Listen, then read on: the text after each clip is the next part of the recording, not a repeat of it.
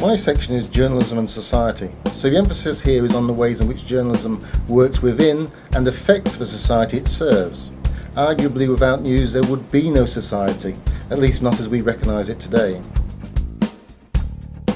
On one level, you could take the Villanovan campus as a microcosm of society and look at how journalism, including a Villanovan, affects it in different ways.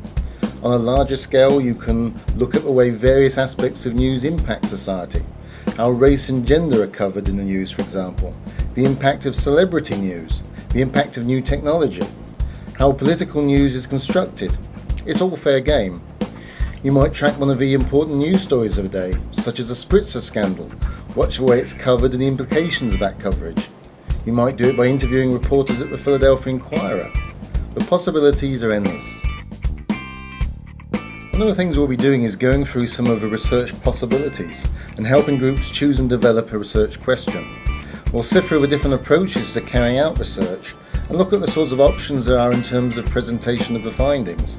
Do you do a straight research paper, or do you put together a documentary, for example? We'll also look at group dynamics to try and ensure groups work together as smoothly as possible. First, a project needs to be manageable and well defined. Biting off more than you can chew and only having a vague idea of what it is you're trying to do is a recipe for a disaster.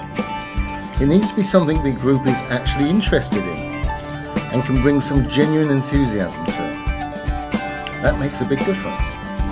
And the project also needs to be rooted in solid theory, so you have a clear perspective in terms of where you're coming from.